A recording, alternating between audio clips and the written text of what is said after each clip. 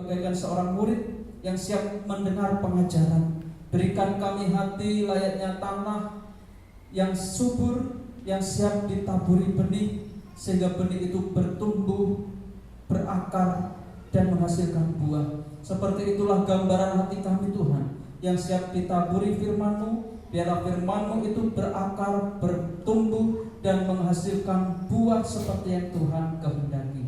Terima kasih Tuhan, terima kasih. Kami siap mendengar firman-Mu, dan hanya di dalam nama Tuhan Yesus Kristus kami berdoa, dan kami siap diberkati firman-Mu. Amin. Silahkan duduk kembali Bapak Ibu Saudara yang kasih Tuhan. Shalom. Selamat pagi Bapak Ibu Saudara yang kasih Tuhan. Jumpa kembali setelah beberapa saat ya. Saya tidak ada di mimbar karena ada pelayanan. Bersyukur saat ini kita bersama-sama kembali untuk belajar firman Tuhan bersama-sama. Kita akan membuka Alkitab kita Bapak Ibu Saudara yang dikasih Tuhan dari 1 Timotius pasal 1 ayat 18 sampai dengan ayat 20. 1 Timotius 1 ayat 18 sampai dengan ayat yang ke-20. Yang sudah ketemu katakan amin. Baik, saya akan bacakan untuk Bapak Ibu Saudara. Silakan Bapak Ibu Saudara menyimak di Alkitab masing-masing. Tugas Timotius. Tugas ini kuberikan kepadamu Timotius anakku, sesuai dengan apa yang telah dinubuatkan tentang dirimu, supaya dikuatkan oleh nubuat itu engkau memperjuangkan perjuangan yang baik dengan iman dan hati nurani yang murni.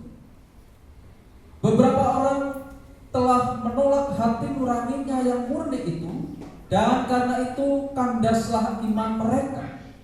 Di antaranya Hymenaeus dan Alexander, yang telah kuserahkan kepada iblis supaya jera mereka menghujat. Bapak Ibu Saudara yang dikasih Tuhan, surat Paulus ini diberikan kepada Timotius, mengingat di mana pelayanan Timotius yang diperhadapkan dengan tantangan yang tidak mudah untuk dilakukan oleh Timotius. Mengingat Timotius yang masih muda, mengingat Timotius yang pengalamannya masih perlu ada bimbingan dari Paulus. Oleh karena itu ketika melihat tanda-tanda yang mulai muncul di gereja-gereja, khususnya pada waktu itu ketika Timotius melakukan pelayanan tugas penggembalaannya di Efesus, yang tentunya juga menghadapi tantangan yang juga dihadapi gereja-gereja lainnya. Ini diketahui oleh Paulus, dan Paulus menyampaikan suatu pesan, dan ini juga adalah suatu peneguhan supaya Timotius kuat di dalam pelayanannya, penggembalaannya di Efesus. Bapak Saudara dikasih Tuhan, firman Tuhan pada pagi hari ini saya berikan judul atau tema, menjaga hati nurani agar tetap murni. Ini pun juga adalah nasihat yang Rasul Paulus sampaikan kepada Timotius di dalam menghadapi tantangan pelayanan, perlu menjaga hati agar tetap murni. Bapak Saudara dikasih Tuhan, ini yang disampaikan Paulus kepada Timotius. Paulus mengajar Timotius untuk memelihara iman Kristiani dengan mengajarkan doktrin yang sehat dan memberikan teladan tentang cara hidup yang benar.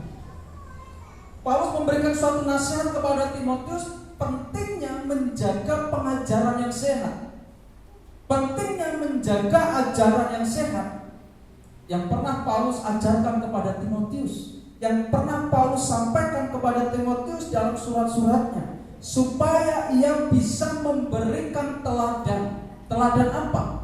Teladan cara hidup. Saudaraku yang dikasih Tuhan, untuk membahas masalah teladan ini mudah untuk diajarkan, ini mudah untuk diperkatakan, tetapi ini tidak mudah untuk dilakukan. Tetapi bukan berarti tidak mudah itu adalah sesuatu hal yang tidak bisa dilakukan. Tidak mudah itu itu bisa dilakukan meskipun harus melewati perjuangan, harus melalui tantangan, harus melawan setiap hal yang mungkin bisa menghalangi orang untuk tidak melakukan. Intinya harus bisa melawan. Nah, Timotius harus bisa melawan itu. Termasuk salah satu tantangan yang sudah mulai muncul adalah ada guru-guru palsu, ada pengajar-pengajar palsu, ada nabi-nabi palsu yang menyimpangkan firman Tuhan atau yang menyelewengkan dari kebenaran. Itu yang sedang terjadi di gereja-gereja pada masa itu. Dan itu pun yang disampaikan Paulus sebagai pengajaran penting untuk diperhatikan oleh Timotius berkaitan dengan pengajaran, berkaitan tentang doktrin. Memang doktrin tidak menyelamatkan, tetapi doktrin itu sangat penting untuk menjaga supaya keselamatan itu terpelihara. Nah, ini Bapak Saudara dikasih Tuhan, yang disampaikan Paulus supaya ada kewaspadaan terhadap pengajar-pengajar palsu atau guru-guru palsu yang membawa gereja menjauh dari kepercayaan pada keselamatan oleh iman kepada Yesus Kristus. Artinya, kemungkinan pengajaran yang muncul di gereja-gereja terkait dengan guru-guru palsu itu adalah ada keselamatan di luar Kristus, ada keselamatan di luar kasih karunia, dan itu yang dihadapi gereja-gereja pada masa itu. Sehingga Paulus di sini dengan pemahamannya perlu mengajarkan kepada Timotius, berhati-hatilah dengan pengajar-pengajar yang seperti itu. Nah, Bapak Ibu Saudara yang dikasihi Tuhan, dari surat 1 Timotius ini memberikan 3 pengajaran penting yang mengingatkan bagaimana kita dapat menjaga hati agar tetap murni di era modern. Bapak Ibu Saudara, ini sangat mudah pengajar-pengajar itu masuk ke dalam gereja. Di era digital sangat mudah ini mempengaruhi pengajar-pengajar yang baik dan keluar dari pengajaran yang sehat. Nanti kita akan melihat.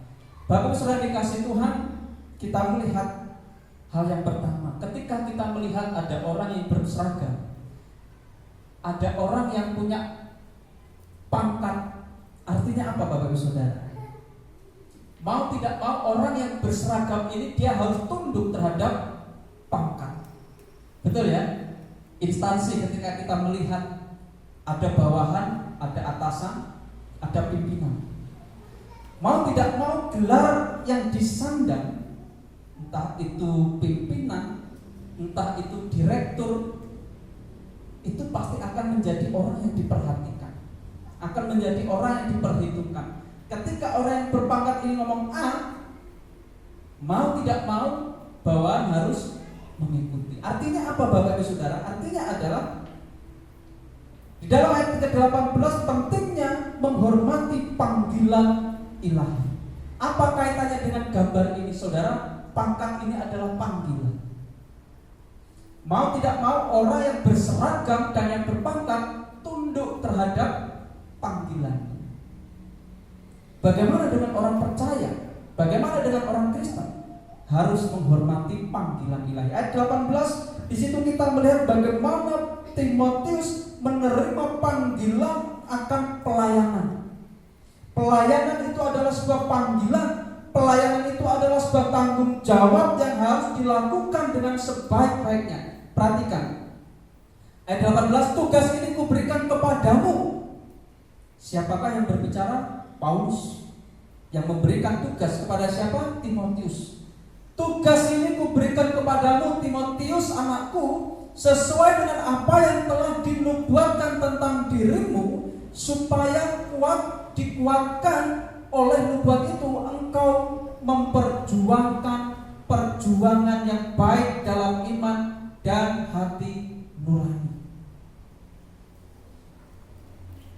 Paulus memberikan suatu perintah atau memberikan suatu pemahaman bahwa setiap panggilan itu harus dihormati. Menghormati akan sebuah panggilan itu penting. Dan ini yang dilakukan oleh Paulus terhadap Timotius. Pesannya apa? Paulus sangat menghormati karunia nubuat. Bapak Ibu Saudara bisa membacanya di dalam Korintus pasal 14, 1 Korintus 14 ayat 1. Kejarlah kasih itu dan usahakanlah dirimu memperoleh karunia-karunia roh. Berarti karunia-karunia roh itu sangat penting. Dan nasihatnya kepada jemaat yang ada di Korintus, kejarlah kasih karunia itu. Rupanya karunia roh itu adalah pemberian yang harus diterima dan harus dihormati. Terutama karunia untuk bernubuat. Apakah karunia yang lain tidak penting? Penting. Tetapi konteksnya kita akan melihat di sini. Melalui nubuat pesan penting berisi peringatan dan dorongan semangat itu datang kepada gereja. Timotius pada saat itu sedang menggembalakan gereja di Efesus. Dia adalah seorang pemimpin rohani. Dia adalah seorang yang dipilih oleh Allah untuk melakukan tugas penggembalaan. Tugas penggembalaan adalah tugas yang berat. Oleh karena itu Rasul Paulus juga memberikan nasihat supaya mengejar kasih itu, supaya mengejar karunia roh. Supaya apa? Supaya itu bisa melengkapi dirinya di dalam pelayanan penggembalaan. Mengingat yang digembalakan itu adalah orang-orang, bukan hanya orang muda saja, tapi ada orang yang sudah dewasa, ada yang sudah tua. Maka dia perlu hikmat. Dan ia mengemban tugas panggilan pelayanan itu bukan serta-merta keinginan, tapi oleh karena nubuatan. Nubuatan siapa? Bagi saudara kita akan melihat berikutnya. Yang dilakukan Timotius itu sama seperti para gembala ditabiskan dan dikhususkan untuk pelayanan di gereja masa kini. Timotius dikhususkan untuk melayani ketika para penatua menumpangkan tangan. 1 Timotius 4 ayat 14. Di situ bagaimana para penatua gereja mentabiskan Timotius ini menjadi hamba Tuhan, menjadi seorang gembala di gereja yang dilayani. Di dalam pentabisan itu, perhatikan Bapak Ibu Saudara di 1 Timotius 4 ayat 14. Jangan lalai dalam mempergunakan karunia yang ada padamu, yang telah diberikan kepadamu oleh nubuat dan dengan penumpangan tangan sidang penatua. Ketika para penatua menumpangkan tangan, para penatua mendoakan, ada nubuatan, dan itu yang terjadi pada Timotius. Jadi Bapak Ibu Saudara, ketika ada hamba Tuhan, ada penatua yang tumpang tangan mendoakan, saudara harus berhati-hati. Karena apa? Tumpang tangan itu adalah tanggung jawab besar yang harus dilakukan dengan penuh tanggung jawab. Saudaraku yang dikasih Tuhan, makanya pentabisan itu gak main-main. Ketika seorang hamba Tuhan ditabiskan, ya, di dalam pentabisan itu ada doa, ada penumpangan tangan dari hamba-hamba Tuhan yang senior. Di dalamnya, Bapak Ibu Saudara, mungkin kita tidak menyadari ada nubuatan. Ya, kalau ada yang punya karunia bernubuat, itu mungkin bisa saja terjadi. Nubuatan memang berhenti sampai pada para nabi. Saat ini sudah tidak ada nubuatan. Tetapi karunia bernubuat itu masih ada. Di zaman Rasul Paulus itu disebut, berarti zaman sekarang itu masih ada karunia, bukan nubuatan. Nah Bapak Ibu Saudara yang dikasih Tuhan, menghormati panggilan ilahi ini adalah suatu hal yang sangat penting.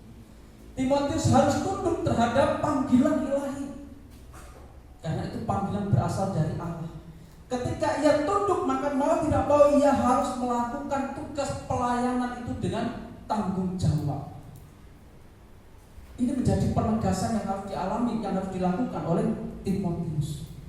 Rasul Paulus memang memberikan satu amanat, dan Rasul Paulus memberikan suatu kepercayaan penggembalaan karena ia memiliki satu kriteria ilahi. Timotius memang layak, karena Paulus mengenal betul siapa Timotius. Ini sebagai penegasannya Bapak Ibu Saudara yang perlu kita ketahui. Setiap orang percaya adalah istimewa di hadapan Allah. Oleh sebab itu ada karunia yang dia percayakan untuk membangun tubuh Kristus dalam pelayanan untuk kemuliaannya. Saudara dan saya adalah orang yang istimewa di hadapan Allah. saudara dan saya diberikan karunia menurut keinginan Allah. Karunia itu bukan untuk kita lakukan demi kepuasan diri, bukan juga untuk mencari keuntungan diri, tetapi karunia itu diberikan kepada saudara dan saya dengan satu tujuan, yaitu untuk membangun tubuh Kristus, untuk membangun gereja. Saudara punya gereja, berarti saudara punya karunia. Karunia itu berarti harus saudara berikan untuk Tuhan melalui gereja. Oleh karena itu penting sekali Bapak Ibu Saudara kita memahami, kita menyadari karunia apa yang ada pada kita yang Tuhan berikan. Ketika kita menyadari, ayo bersama-sama kita melayani sesuai dengan karunia masing-masing. Untuk apa? Membangun gereja. Bukan secara fisik, tetapi membangun gereja. Bagaimana kita bisa bekerja sama supaya jemaat bisa terlayani dengan baik, supaya jemaat mendapatkan asupan kerohanian dengan baik. Ya, karunia itulah yang dipakai untuk membangun tubuh Kristus dan untuk kemuliaan nama Yesus. Jadi bukan untuk diri kita karunia itu, tapi kembali kepada Tuhan, untuk kemuliaan nama Tuhan. Tapi yang sering terjadi adalah ketika ada karunia, kita mencari keuntungan untuk kita. Apa keuntungannya buat kita? Satu, apa Bapak Saudara? Yang mungkin ini tidak disadari dan ini mungkin terjadi. Masih ingat ketika dipanggil, ketika saya diperlengkapi, apa tujuannya? Menjadi hamba Tuhan. Untuk popularitas, dikenal, apa untuk keuntungan diri sendiri, supaya derajatmu, derajat keluargamu itu menjadi berbeda. Itu menjadi pertanyaan yang sulit untuk dijawab. Karena kebanyakan apa? Ini yang muncul popularitas. Oh, besok aku sudah jadi pendeta, aku bisa pelayanan.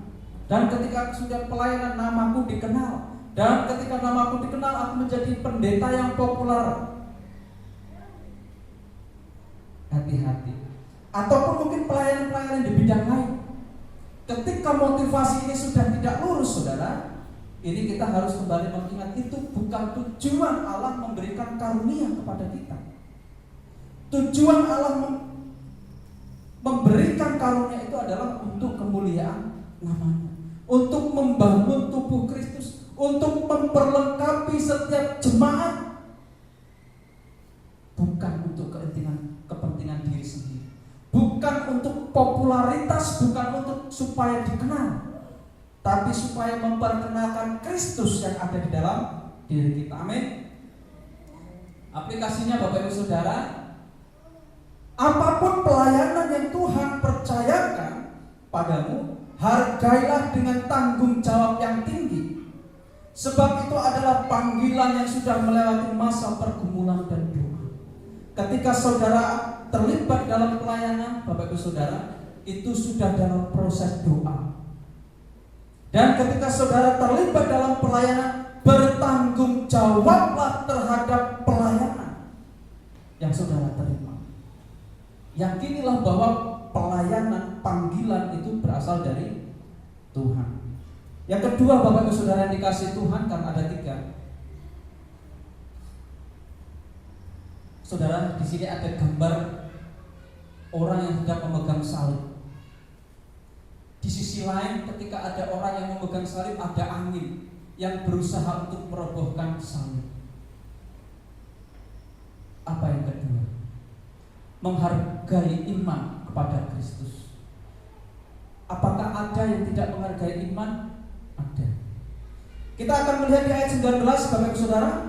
Beberapa orang telah menolak hati nuraninya yang murni, dan karena itu kandaslah iman mereka. Menolak hati nurani yang murni, akhirnya kandas. Inilah pentingnya menghargai iman kepada Kristus. Iman ini menjadi tanda kandas karena apa? tidak menggunakan hati nurani atau menolak hati nurani. Kita akan lihat Bapak Ibu Saudara yang dikasihi Tuhan. Berikanlah penghargaan dan iman kepada Kristus yang lebih, dan lakukanlah apa yang benar sesuai dengan kitab suci. Janganlah mengabaikan hati nurani, sebab jika itu dilakukan sama halnya sedang mengeraskan hati untuk menolak keselamatan dari Kristus.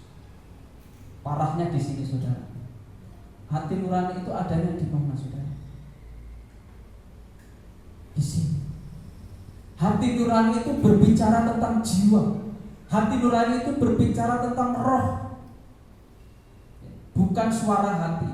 Saudara harus bisa membedakan suara hati, suara Roh Kudus, dan suara iblis. Kadang iblis juga berbicara dalam hati saudara. Tapi terkadang kita tidak bisa membedakan mana suara hati nurani, mana suara Roh Kudus, dan mana suara iblis. Nanti kita akan lihat. Hati nurani itu yang akan membawa kita pada suatu kesadaran akan Kristus. Karena mau tidak mau hati nurani ini bekerja sama dengan Roh Kudus. Roh Kudus bekerja melalui hati nurani, dan hati nurani ini akan menyampaikan kepada otak kita. Akhirnya timbul apa? Kebijaksanaan, hikmat manusia. Saudara, ketika sudah sampai kepada hikmat, maka akan ada keputusan mana yang akan diambil. Nah, ini pentingnya di situ Bapak Saudara. Ketika hati nurani itu sudah mulai ditolak, sedangkan Roh Kudus juga berbicara, berbisik melalui hati nurani, berarti secara langsung, bukan secara tidak langsung Bapak Saudara, secara langsung seketika itu juga sedang menolak keselamatan dari Kristus. Rupanya peran hati nurani itu sangat penting Bapak Ibu Saudara, dan itu tidak bisa kita anggap remeh. Pastikanlah untuk bertindak berdasarkan ajaran Kristus melalui dorongan batin, agar bisa melakukan apa yang benar, sehingga hati nurani akan tetap murni. Saudara pernah mengalami ketika menghadapi sesuatu ada kata-kata di dalam hati saudara? Kalau di dalam film Bapak Ibu Saudara, yang satu berbisik untuk hal yang baik, yang satu berbisik untuk hal yang tidak baik, ya. Pernah ya melihat tayangan TV, tetapi saya tidak akan mengajarkan itu tidak Alkitab. Hati nurani itu akan berbisik selaras dengan apa yang disampaikan oleh Roh Kudus. Pernah ya kita bertentangan untuk memutuskan sesuatu? Nah, itu hati nurani saudara.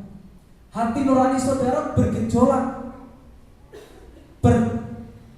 berdiskusi dengan suara hati saudara sendiri. Kata hati nurani, suara Roh Kudus, tambah bingung lagi saudara. Itu yang berkata-kata dalam hatimu itu saudara. Kita melihat bagaimana Roh Kudus memimpin hati nurani dalam mengambil sebuah keputusan.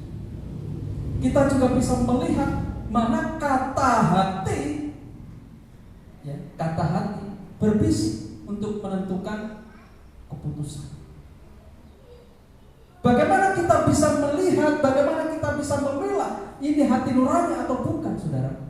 Kita bisa melihat dari apa yang diajarkan firman Tuhan. Segala sesuatu nanti akan larinya ke sini. Itu bagian nanti Bapak Saudara dikasih Tuhan. Perhatikan ini Bapak Saudara. Hati nurani itu memiliki peran yang sangat penting di dalam kehidupan kita. Apakah hati nurani bisa salah? Bisa saja. Kalau hati nurani kita tidak dipenuhi oleh Roh Kudus. Kalau hati nurani kita itu jauh dari Roh Kudus, yang muncul apa? Itu adalah kata hatimu, bukan hati nurani. Ketika hati nurani itu murni, saudara. Hati nurani itu akan berkata sesuai dengan apa yang difirmankan oleh Tuhan. Jadi tidak mungkin bertentangan dengan firman Tuhan, karena yang membimbing adalah Roh Kudus. Tapi kalau kata hati saudara, kemungkinan besar akan berpihak kepada apa? Manusia. Bedanya di situ. Tapi kata hati nurani yang dipimpin oleh Roh Kudus ini akan mengikuti suara Allah, suara Roh Kudus. Meskipun itu bertentangan dengan kita. Karena keegoisan manusia kan muncul di situ. Ketika ada pertentangan, yang kita inginkan apa? Tuhan mengikuti mauku, bukan aku yang mengikuti maunya Nah, saudara, itu pentingnya. Sebagai penegasannya, Bapak Ibu Saudara yang dikasih Tuhan, orang beriman pasti tunduk pada otoritas Allah yang berkuasa atas seluruh aspek kehidupan ini. Pola dan cara hidupnya akan mengikuti iman yang diyakininya melalui kitab suci. Hati nurani munculnya berasal dari suara Roh Kudus. Suara Roh Kudus itu muncul dari apa? Keyakinan kita terhadap firman Tuhan atau Alkitab kita. Itu yang membedakan Bapak Ibu Saudara.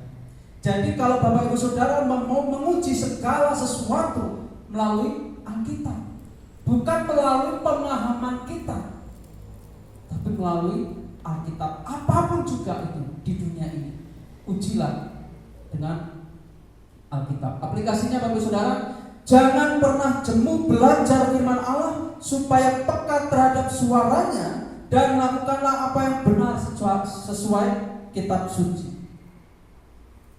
Bagaimana kita bisa menghargai iman kepada Kristus? Saya rasa ini sudah mengajarkan begitu komplit Bapak Ibu Saudara. Sangat komplit firman Tuhan mengajarkan. Saudara bisa membaca, saudara bisa memperhatikan, saudara bisa memahami, saudara bisa mengerti. Ketika saudara sudah sampai pada mengerti, maka saudara akan bisa menghargai iman kepada Kristus. Iman saudara akan saudara hargai. Yang terakhir Bapak Ibu Saudara, serigala berbulu domba. Ada ya lagunya ya? Ada serigala berbulu domba. Gambarnya juga ada, kemarin saya searching ternyata. Sekilas memang seperti domba, tapi lihat wajahnya. Ya, wajahnya sangat berbeda dengan domba. Sayangnya ini nggak meringis saudara. Kalau dia tertawa hihihi itu dia akan muncul taringnya. Itu yang membedakan. Artinya apa Bapak Saudara? Ayat 20. Di ayat yang ke-20 demikian firman Tuhan, di antara Hymenaeus dan Alexander ada yang telah kuserahkan kepada iblis supaya jera mereka menghujat. Ajaran-ajaran yang muncul pada saat itu yang diajarkan oleh guru-guru palsu adalah penghujatan. Ini sudah jelas-jelas ajaran yang menyimpang dari Tuhan, ajaran sehat. Kalau Bapak Ibu Saudara mau melihat nanti, Bapak Ibu Saudara, kita akan lihat dulu di sini. Rupanya ini adalah yang muncul pada masa itu. Banyak terjadi penyimpangan pengajaran dari ajaran sehat kepada ajaran yang hanya menyenangkan telinga si pendengar. Perhatikan saudara, yang hanya menyenangkan telinga si pendengar, yang sepertinya baik dan masuk akal. Oh, pengajaran ini baik. Oh, pengajaran ini masuk akal. Oh, pengajaran ini menyenangkan. Oh, pengajaran ini memberkatiku dan lain sebagainya. Hati-hati. Dan mirisnya hal itu terjadi dalam gereja, bukan di diskotik, bukan di tempat-tempat yang rawan. Di sana sudah menjadi tempatnya dosa. Tapi anehnya hal ini terjadi di dalam gereja, tempat di mana pengajaran sehat yang semestinya itu didengar. Tapi justru ada ajaran-ajaran yang tidak sehat masuk ke dalam gereja. Dan parahnya lagi saudara, diajarkan oleh seorang rohaniwan, seorang yang mengajarkan firman Tuhan. Itu parahnya seperti itu Bapak Saudara. Nah, oleh karena itu perlu menyaring doktrin yang diajarkan. Jangan sampai ada serigala berbulu domba ada di gereja. Itu yang dihadapi oleh Timotius di Efesus, dan itu yang disampaikan oleh Paulus. Timotius berhati-hati. Sudah mulai masuk pengajar-pengajar sesat yang menyesatkan ajaran-ajaran yang sehat. Dan itu terjadi. Hal itu juga yang dihadapi oleh Timotius dalam pelayanannya di Efesus, Saudara. Apakah hal ini juga terjadi pada masa kini? Wow, saudara, kalau tidak berhati-hati, banyak saudara guru-guru palsu, pengajar-pengajar palsu yang mengajarkan ajaran yang tidak sehat. Dan itu harus kita ketahui, harus kita sadari betul bagaimana ajaran yang sehat dan ajaran yang menyimpang. Pengajaran yang sehat dan benar tidak selalu menyenangkan hati pendengar. Saudara, kalau dikhotbah senang khotbah tentang yang menyenangkan, apa yang tantangan atau yang tidak menyenangkan? Saudara, kalau dikhotbah lebih senang khotbah tentang berkat atau tentang pertobatan? Pak, aku lebih senang dikhotbahi tentang berkat. Betul ya? Soalnya apa? Menyenangkan. Tapi nek dikhotbahi tentang dosa, dikhotbahi tentang pertobatan, salah Pak. Hati-hati. Ketika ada pengajaran di dalam gereja yang tidak seperti ini, saudara, itu sudah perlu ada warning. Pengajaran sehat dan benar tidak selalu menyenangkan hati pendengar. Terkadang berupa perintah. Perintah apa? Firman Tuhan mengatakan ada nggak perintahnya? Pergilah. Pergi saudara. Jadikan semua bangsa murid. Itu perintah bukan? Ajarlah. Pokoknya lah. Itu perintah. Teguran. Saudara, tidak semua jemaat suka ditegur. Tidak semua jemaat siap sedia untuk menerima teguran. Ketika melakukan pelanggaran, melakukan dosa ditegur, yang terjadi apa? Bukannya sadar dan bertobat, malah apa? Musuhi pendeta. Pak pendeta ini menghakimiku. Bukan menghakimi, ini pengajaran yang harus disampaikan. Dan resiko pendeta memang saudara siap untuk dibenci jemaat ketika mengajarkan kebenaran. Saya tidak peduli saudara mau benci saya. Yang saya mau peduli saudara mengasihi Tuhan. Amin ya? Amin. Jadi saudara, kalau ada teguran melalui firman Tuhan, bersyukur Tuhan masih mengasihi saudara. Berarti Tuhan tidak ingin saudara lebih jauh dari Tuhan. Berarti Tuhan ingin saudara segera mendekat kepada Tuhan. Tantangan. Berapa kata, berapa kalimat firman Tuhan mengatakan adanya tantangan. Terkadang orang lebih enak tinggal di zona nyaman daripada tinggal pada zona yang penuh dengan tantangan. Kalau saudara nggak siap tantangan, jangan menjadi orang Kristen. Orang Kristen itu penuh dengan tantangan. Tantangan memberitakan Injil, tantangan hidup, tantangan di dalam keluarga, tantangan di dalam bermasyarakat, tantangan di dalam bernegara, itu ada dalam firman Tuhan. Ada tantangannya. Maka kalau nggak siap untuk menerima tantangan, jangan jadi pengikut Yesusnya. Jadi pengikut iblis lebih enak kalau berbuat dosa terus, kan? Kemudian apa? Didikan. Kalau sudah tidak ada lagi didikan di dalam gereja, sudah tidak ada lagi ajaran yang mendidik untuk menjadi lebih baik, saudara pergi saja dari gereja itu. Karena apa? Ini bukan gereja yang Tuhan inginkan. Gereja yang Tuhan inginkan adalah ini, saudara. Gereja yang mau mendengar firman Tuhan. Gereja yang mau menerima teguran dari firman Tuhan. Gereja yang mau dan siap sedia menerima perintah Tuhan Yesus, tantangan, dan menerima didikan. Saudaraku yang dikasih Tuhan, keras firman Tuhan ini. Tapi ini yang memang harus kita lakukan sebagai seorang pengikut Kristus. Ketika saudara mau menjadi orang Kristen yang sehat kerohaniannya, saudara harus mencari doktrin yang diajarkan Alkitab. Jadi jangan saudara senang dengan firman Tuhan yang dikhotbahi tentang berkat. Saudara mengikut Yesus, saudara adalah anak raja, saudara tidak akan sengsara. Nah, ada ajaran seperti itu. Apakah firman Tuhan mengatakan seperti itu? Justru ketika mengikut Yesus harus siap apa saudara? Memikul salib, siap dibenci, siap dijauhi, bahkan siap menanggung hukuman, ya kan? Mengikut Yesus itu tidak segampang itu. Mengikut Yesus kok akan sehat dan lain sebagainya. Nah, sakit berarti itu kan? Saudara, itu bukanlah hal yang benar. Apalagi muncul yang sedang ramai sekarang ini, sudah mulai ada pengajaran yang mengajarkan bahwa ada keselamatan di luar kasih karunia Allah, di luar kasih karunia yang Yesus sediakan. Wah, ini kan sudah menyimpang jauh dari Alkitab. Alkitab sudah jelas-jelas tidak ada lagi keselamatan di luar Kristus. Final, tegas Alkitab mengatakan seperti itu. Berarti itu sudah menyimpang dari ajaran. Dan kita sebagai orang Kristen, kita sebagai pengikut Kristus harus teliti. Bagaimana kita bisa mengerti itu ajaran yang benar. Bagaimana kita bisa mengerti doktrin yang benar yang diajarkan adalah Alkitabmu bukaan, Alkitabmu bacaan, Alkitabmu telusuri, pahami, mengerti, supaya kita juga bisa mengerti ajaran yang benar, ajaran yang sehat itu seperti apa.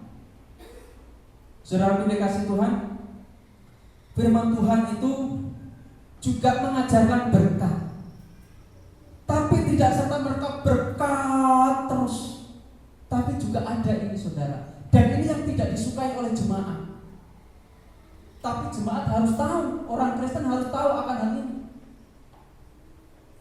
Perintah, teguran, tantangan, didikan, ini yang perlu kita ketahui. Jadi sebagai orang Kristen ya ini yang harus kita lakukan. Mau nggak mau ya kita harus tunduk atas ini semua. Perintah, teguran, tantangan, didikan, dan mungkin ada lagi yang lain. Bukan hanya aku mau diberkati. Terus harus diberkati naik apa? Kalau sudah diberkati mau apa? Apa yang sudah lakukan dengan berkat? Kan gitu kan?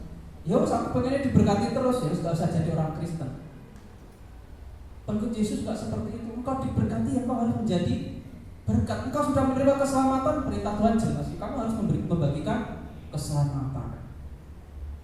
Aplikasinya Bapak Ibu Saudara, pelajari Alkitabmu, pahami pengajaran dalam Alkitab, dan konfirmasi setiap ajaran yang diterima.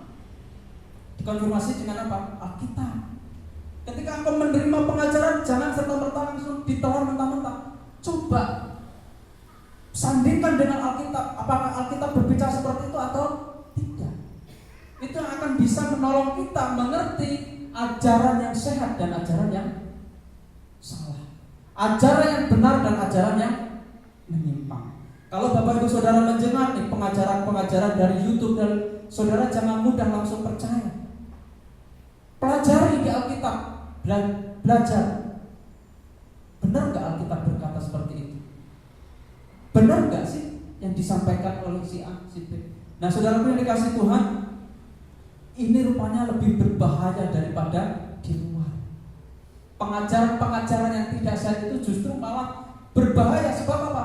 Dampaknya dialah, pengajaran itulah yang akan membawa kita pada sebuah keputusan. Dan ketika keputusan itu sudah membuahkan hasil, mana yang akan ditempati? Ketika kita sudah menyimpang dari ajaran dan tidak segera sadar, ketika tidak bertobat, saudara, sudah jelas di mana tempatnya. Kita tidak bersama-sama dengan Tuhan.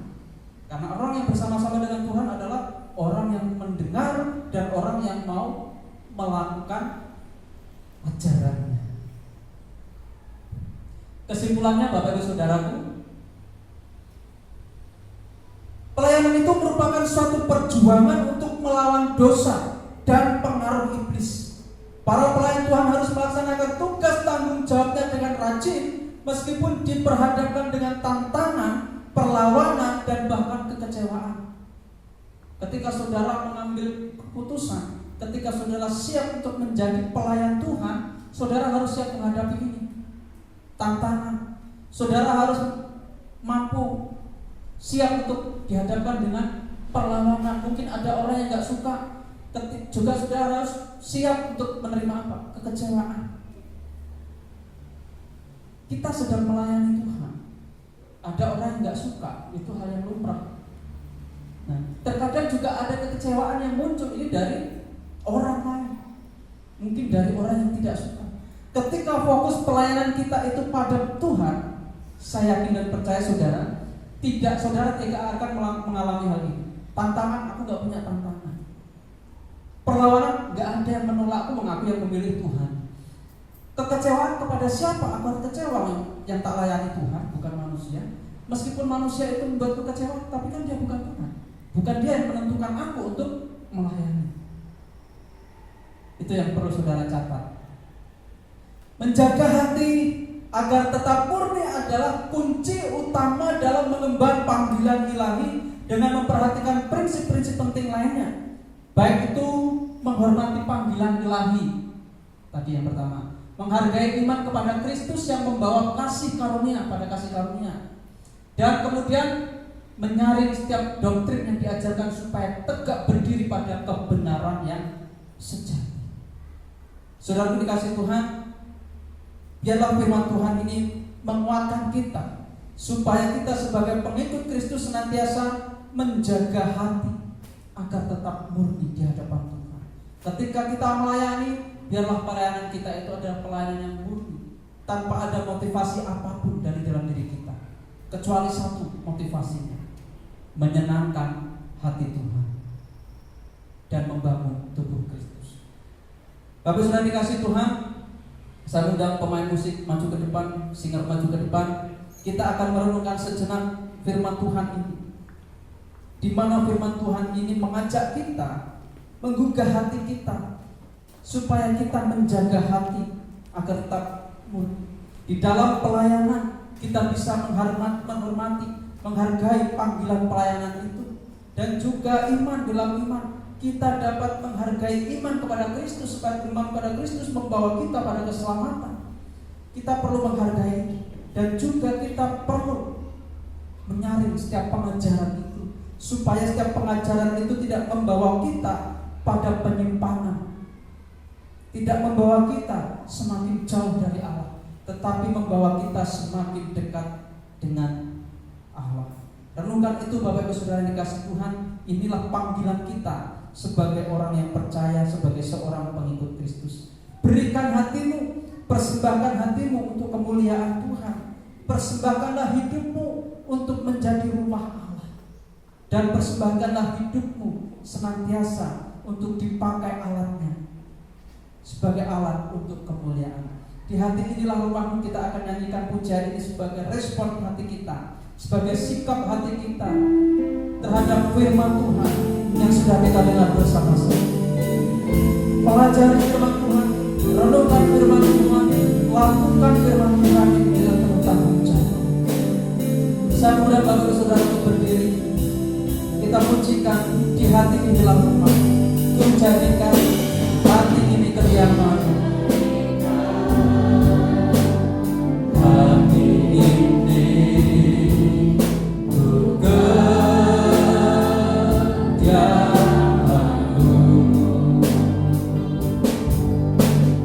Ku serahkan hidup ini untuk doa. Kembali kita akan pujikan. Ku jadikan hati ini untuk kediamanmu. Ku jadikan hati ini untuk kediamanmu. Ku serahkan hidup ini untuk doa. Di hati inilah rumahmu, inilah rumahmu.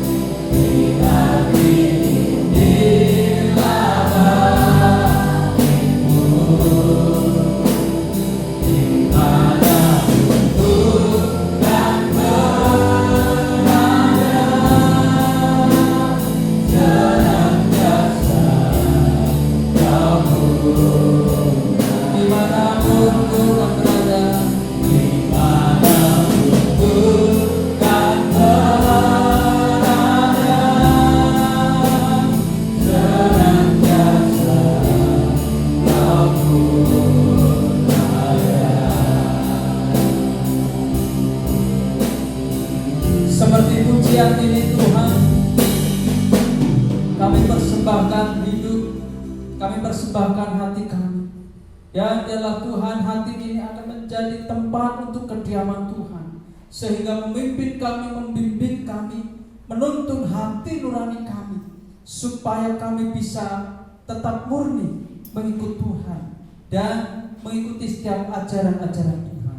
Firman-Mu mengajarkan kepada kami Tuhan, supaya kami sebagai anak-anak-Mu, sebagai pengikut-pengikut-Mu senantiasa menghormati akan panggilan ilahi, supaya kami setiap anak-anak-Mu, setiap murid-Mu memiliki penghargaan atas iman kami kepada Tuhan yang menghasilkan keselamatan, supaya firman-Mu ini mengajarkan kepada kami untuk kami dapat menyaring setiap pengajaran-pengajaran, supaya kami tidak disesatkan dengan berbagai macam ajaran, melainkan kami dapat menilainya dengan baik, pengajaran-pengajaran yang benar, pengajaran-pengajaran yang sesuai dengan firman-Mu.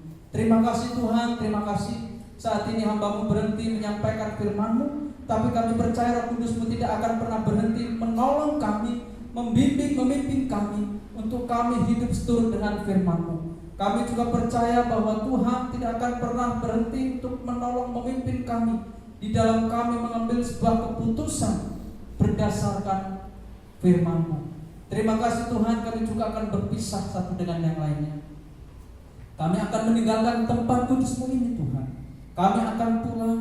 Kami mohon pimpinan penyertaan Tuhan di dalam perjalanan pulang kami, sehingga kami selamat sampai di rumah. Kami dapat berkumpul dengan keluarga dengan penuh sukacita, damai sejahtera, karena Tuhan menyertai perjalanan pulang kami. Pulanglah saudaraku, kiranya kasih karunia dan damai sejahtera yang dari Allah Bapa, penyertaan yang dari kepada Roh Kudus, menyertai kita sekalian dari saat ini sampai selama-lamanya. Diberkatilah kiranya setiap langkah kehidupan Bapak Ibu Saudara.